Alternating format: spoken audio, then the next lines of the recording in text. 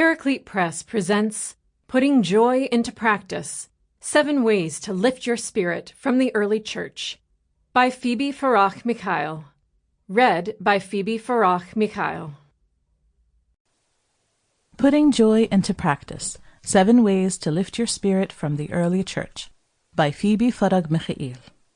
To my children, Mercurius, Mariam, and Ebedir, who teach me something about joy every day.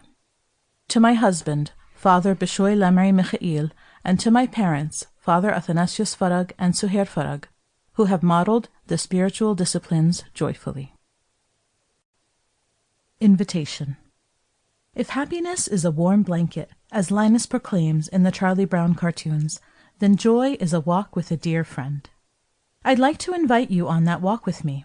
We'll take a path that I'm familiar with, so I can point out a few twists and turns you may not see.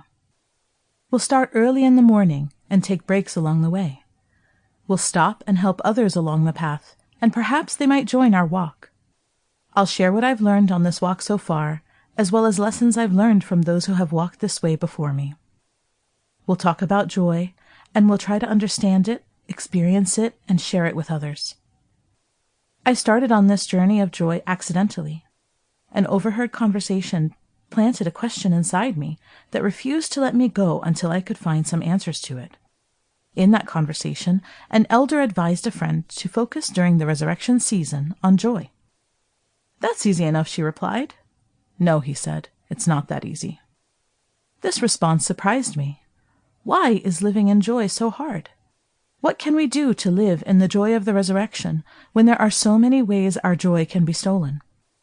As I pondered these questions, they led me on a path of trying to learn why joy is so hard, but more importantly, to learn how to live in joy, how to protect it from the thieves that strive to steal it, and how to share it with others.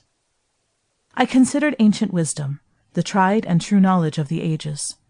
I joined others on their walks, learning from them the practices that help them live in and share their joy. I struggled myself with joy, losing it and finding it, losing it again, and finally realizing I can only really keep the joy I find if I give it away. I invite you to join me on this walk, this path to joy that, providentially for us, has been beaten well before us.